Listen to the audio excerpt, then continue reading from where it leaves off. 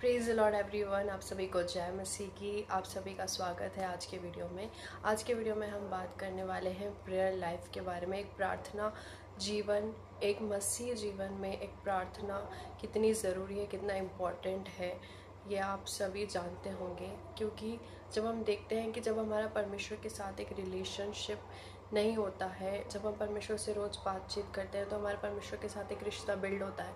जैसे हम देखते हैं जेनेसिस में, जब आदम और हवा परमेश्वर से, यीशु मसीह से रोज़ बात करते थे। वो परमेश्वर से रोज़ बात करते थे, जिस प्रकार वचन में लिखा है कि परमेश्वर रोज़ उनसे बातें करने आता था।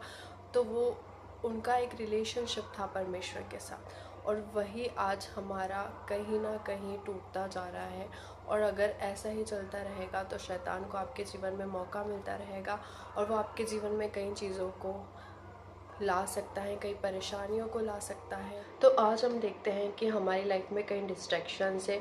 सबकी लाइफ में वो चीज़ अलग अलग हो सकती है। किसी के लिए वो उनका फ़ोन हो सकता है, किसी के लिए कोई पर्सन, किसी के लिए काम हो सकता है जिस वजह से आप परमेश्वर को टाइम नहीं दे पा रहे हैं। लेकिन आप इस चीज़ की इम्पोर्टेंस को समझिए कि जब आप परमेश्वर के साथ संगति में रहते हैं तो आपके चारों ओर एक तरह से एक सुरक्षा रहती है। और एक ये बात भी है ना कि अगर हम जिससे प्यार, अगर आप बोलते हैं कि आप परमेश्वर से प्यार करते हैं और अगर आप उसके साथ टाइम नहीं बिता रहे हैं तो आप झूठे हैं। क्योंकि हम जिससे प्यार करते हैं, हम उससे बातें करना चाहते हैं, हमें उसके साथ टाइम स्पेंड करना अच्छा लगता है। अगर आप अपनी माँ से प्यार करते हैं तो आपको उनके साथ टाइम स्पेंड करना अच्छा लगता है। अगर एक पति पत्नी एक दूसरे से प्यार करते हैं तो उन्हें एक दूसरे के साथ टाइम स्पेंड करना अच्छा लगता है। वैसे ही अगर आज आपके परमेश्वर के साथ रिलेशनशिप है तो वो मजबूत तभी होगा जब आप उनके साथ एक रिलेशनशिप को, एक बातचीत को रोज़, हम परमेश्वर से ऐसे एक स्ट्रॉन्ग रिलेशनशिप बनाएंगे तो हमारा परमेश्वर के साथ रिश्ता बढ़ता जाएगा। तो आज हम देखेंगे कि क्या क्या चीज़ें हैं जिस वजह से आप डिस्ट्रैक्ट हो जाते हैं, आपकी प्रेयर लाइफ मेंटेन नहीं रह पाती, और हम उसे ठीक कैसे कर सकते हैं। सबसे पहले तो कई लोग पाप की वजह से परमेश्वर से दूर हो जाते हैं। उन्हें ऐसा लगता है कि मैंने ये गलती की है, परमेश्वर मुझे माफ़ नहीं करेगा, और परमेश्वर के सामने हम नहीं जा पाते हैं जैसे आदम और हवा ने किया था। लेकिन यीशु मसीह ने हमारे लिए दया रखी, उसने हमारे लिए क्रूस पर वो चढ़ा है और उसने हमारे पापों के लिए वो सब कुछ सहा है। तो अगर आपसे गलती से कोई गलती हो जाती है या किसी भी तरह से हो जाती है, और अगर आपको उस गलती का एहसास है कि हाँ मैंने गलती की, आपको वो गिल्ट, आपको वो पश्चाताप है, तो आपको परमेश्वर से भागना नहीं है, लेकिन तुरंत परमेश्वर के पास आना है और आपको परमेश्वर से प्रार्थना करनी है और परमेश्वर से माफ़ी को मांगना है, और परमेश्वर आपको ज़रूर माफ़ करेगा। फॉर एग्ज़ाम्पल हम देख सकते हैं कि अगर आपकी बॉडी पे कीचड़ लगा हुआ है, अगर आपकी बॉडी गंदी हो गई है तो आप नहाने जाएंगे ना। लेकिन आज मसीह क्या करता है, अगर वो पाप से गंदा हो गया है, उसने पाप कर दिया, गलती कर दी, तो वो जाने के लिए मना करता है परमेश्वर के पास, उससे दूर भागता है। ये हम बिल्कुल गलत करते हैं, और शैतान भी यही चाहता है कि आप गिल्ट में रहें और परमेश्वर के पास ना जाए, ताकि वो आपको उसी गिल्ट में मारता रहे और आप उसी में परमेश्वर से दूर रहते रहे। जैसा यहूदा के साथ हुआ, उसने अपनी गलती को रियलाइज़ किया, लेकिन उसने माफ़ी ना मांगने के कारण, अपने पाप को अंगीकार ना करने के कारण उसने सुसाइड कर लिया और उसकी लाइफ को शैतान ने नाश कर दिया।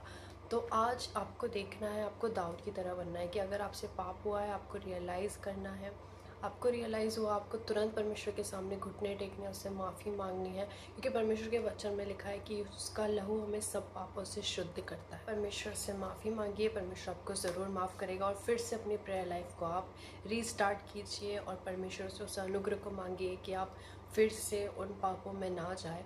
और एक बात और आप याद रखिए कि परमेश्वर दयालु है, लेकिन इसका मतलब ये नहीं है कि हम बार बार वही गलती करेंगे और बार बार परमेश्वर हमें माफ़ कर देगा। ऐसा बिल्कुल नहीं है। हमें उसकी दया का, उसके अनुग्रह का गलत इस्तेमाल बिल्कुल भी नहीं करना है।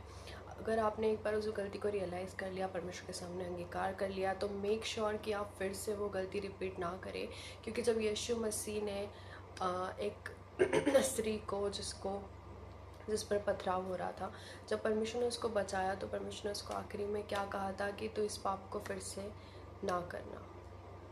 आमेन। तो आपको भी फिर से वो गलती को नहीं करना है। एक पवित्रता को मेंटेन रखे, परमेश्वर के साथ रिलेशनशिप को बनाए रखें। परमेश्वर से प्यार करते हैं तो आपके अंदर एक ये डर रहना चाहिए कि अगर मैं ये गलती करूँगा तो मैं परमेश्वर से दूर चला जाऊँगा, इसलिए आप उन गलतियों को ना करें। दूसरी बात, कई लोग कहीं जॉब जा रहे होते हैं और उनके काम में, बिज़नेस में बिज़ी होते हैं, तो वो इस वजह से परमेश्वर को समय नहीं दे पाते हैं।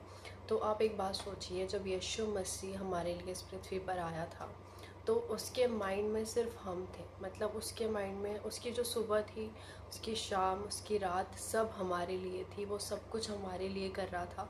उसने वो जीवन को हमारे लिए जिया। उसने ये सब किया ताकि हम आज़ाद हो सके, हम बंधनों से आज़ाद हो सके, हम परमेश्वर के साथ फिर से मेल करें, हम परमेश्वर के साथ फिर से जुड़ सकें। इसलिए यीशु मसीह ने हमारे लिए उसके जीवन को दिया। उसने वैसा हमारे लिए जीवन जिया। वो जिया भी हमारे लिए था, वो मरा भी हमारे पापों के लिए था। तो अगर उसने हमसे प्यार किया तो उसने उस चीज़ को प्रूफ किया कि अगर आज आप लोग कहते हैं कि आई लव जीसस, मैं यीशु मसीह को प्यार करता हूँ, तो आप प्रूव कैसे कर रहे हैं उस बात को? आप उसे तो समय दे ही नहीं रहे हैं। आप तो अब संसारिक बातों में लगे हुए हैं, अपनी जॉब में लगे हुए हैं, अपनी बातों में लगे हुए हैं। एक बात हमेशा याद रखिए, जो आपको जॉब मिली है, जो आपको बिजनेस मिला है, वो आपको परमेश्वर के अनुग्रह से ही मिला है। अगर आप परमेश्वर को पहला स्थान देंगे ना अपने जीवन में, तो आपकी सारी चीज़ें अपने आप सही चलेगी। और अगर नहीं देंगे तो उसको बिगड़ते हुए भी टाइम नहीं लगेगा। इसलिए परमेश्वर का हमेशा अपने जीवन में आप फर्स्ट प्लेस दीजिए, तब परमेश्वर आपको आशीषित करेगा। दूसरी चीज़, आपके अंदर एक इच्छा होना चाहिए। कई लोग होते हैं जिनके अंदर इच्छा नहीं होती है, लेकिन कई लोग होते हैं जिनके अंदर इच्छा होती है कि नहीं, मैं करना चाहता हूँ, मैं प्रेयर करना चाहता हूँ, मैं परमेश्वर के साथ टाइम स्पेंड करना चाहता हूँ, लेकिन मैं कर नहीं पा रहा हूँ। तो अगर आप उन लोगों में से हैं जिनके अंदर एक इच्छा है परमेश्वर के साथ रिश्ता बनाने की, परमेश्वर के साथ अपनी प्रेयर लाइफ को मेंटेन करने की, तो परमेश्वर आपको ज़रूर अनुग्रह देगा। ज़रूर परमेश्वर आपको वो ग्रेस देगा कि आप अपनी प्रेयर लाइफ को मेंटेन कर सके। इसलिए आज ही आप परमेश्वर से प्रार्थना करिए। आप बस जाइए, आपको अपने शरीर की नहीं सुननी है। सबसे पहली बात, आपको अपने शरीर की नहीं सुननी है, क्योंकि जब हम अपने शरीर की सुनते हैं तो हम कई बातों को खो देते हैं अपने जीवन में। इसलिए आप अपने शरीर की ना सुने, अपने आलस की ना सुने, अपनी नींद की ना सुने। आपको तुरंत अपने शरीर को अपने कंट्रोल में लाना है। आपको अपनी आत्मा की सुननी है, तभी आप आत्मा से कनेक्ट हो पाएंगे, परमेश्वर से कनेक्ट हो पाएंगे और पवित्र आत्मा आपके जीवन में कार्य कर पाएगा। देखिए, आपका शरीर आपको कंट्रोल करने वाला ना हो, लेकिन आपको आपके शरीर को कंट्रोल करना है। आमीन। आजकल जब हम मसीह जीवन में जीते हैं तो हमारे जीवन में क्या होता है कि हमारी शरीर और हमारी आत्मा आपस में रोज़ लड़ाई करते हैं, लेकिन हमें किसकी सुननी है, हमें किससे जिताना है, हमारे ऊपर है डिसीजन कि हमें आत्मा की सुननी है कि शरीर की सुननी है। अगर आप शरीर की सुनेंगे तो आपका जीवन, मसीह जीवन कोई वैल्यू नहीं रखेगा, लेकिन अगर आप आत्मा की सुनेंगे तो आप आगे बढ़ते जाएंगे परमेश्वर में।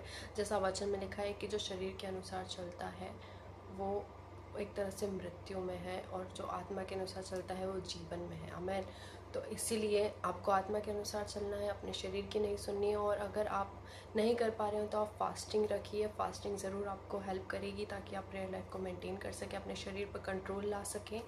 और फास्टिंग प्रेयर कीजिए और परमेश्वर के सम्मुख बैठिए, जाइए और परमेश्वर से प्रार्थना करिए, परमेश्वर के रिश्ते को मजबूत करिए। आई होप कि इस वीडियो के द्वारा परमेश्वर ने आपसे बात की होगी और आप ज़रूर आज से अपनी प्रेयर लाइफ पर काम करेंगे और परमेश्वर के साथ अपने रिश्ते को मजबूत करेंगे। परमेश्वर आप सभी को मदद करे, आप सभी परमेश्वर से प्रार्थना करें और परमेश्वर ज़रूर आपके ऊपर अनुग्रह करेगा।